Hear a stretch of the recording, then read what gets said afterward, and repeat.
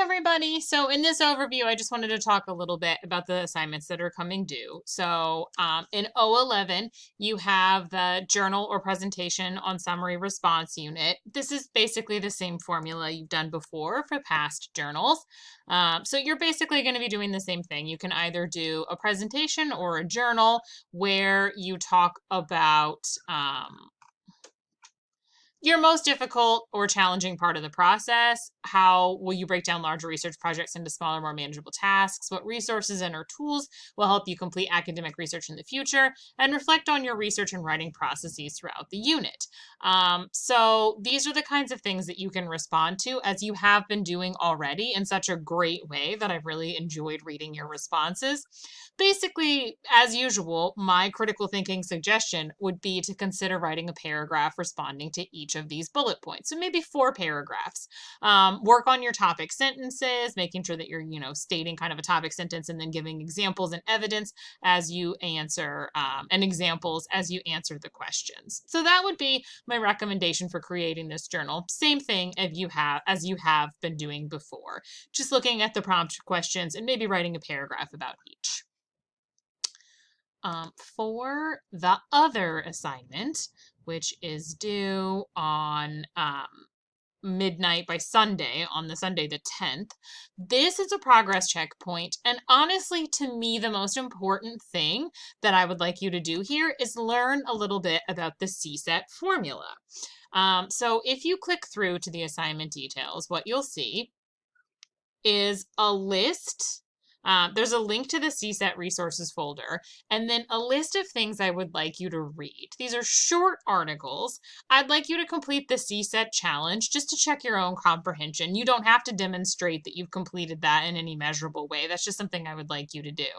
And then what I want you to submit is notes that you took as you read these 5 articles. So you can either have a Microsoft Word document open and just take down some notes there, or you could handwrite the notes and take a picture or scan them if you have a scanner in your printer and upload them that way. I just am going to be looking to make sure that you read the articles by checking the notes that you made. So if you want to do something as simple as opening up a Word document and taking notes explaining questions like, what is CSAT? Where did it come from? What does it stand for? That's what I'm basically looking for. You could also, in this article about, as you're reading the article that specifically explains each piece of this in the CSAT resources, you could have in your Microsoft Word document maybe a heading that says claim, and then just explain a little bit about what a claim is and take some notes about what a topic sentence should do. So essentially, the CSAT paragraph is a formula you can use to create strong evidence-based paragraphs. So CSAT stands for, as you can see here, claim, setup, evidence, tie-in.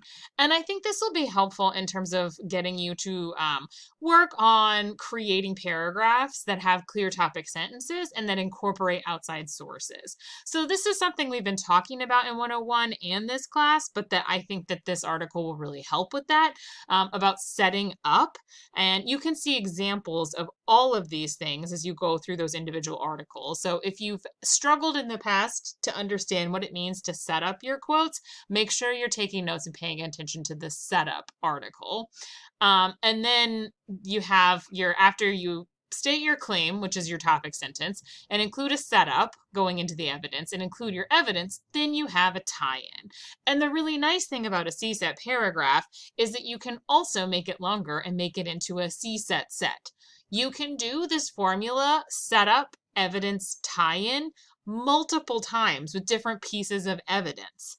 And I think that thinking about constructing evidence-based paragraphs with a formula can sometimes help if you feel like you're not really sure how to create topic sentences and how to connect your topic sentences to your claims. I think that the CSAT formula is helpful. And that's one reason we're using it, because it is a formula that you can remember and that I honestly talk about quite a bit in my 102 classes when we're no longer having such detailed planners as we do in 101. And you're just kind of expected to, write your research paper, and you might think to yourself, okay, well, I've done all this research and I have all these thoughts, but how do I create a paragraph?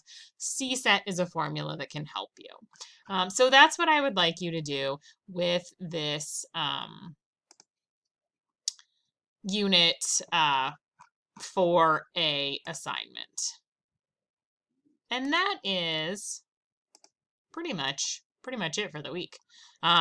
You will do your excuse me, journal presentation by answering the questions as you have done before so beautifully. And then in the Unit 4A progress checkpoint, all I want you to submit is some verification, some notes that show that you read those articles and that you created some kind of note for yourself to help you retain the information about the CSET formula.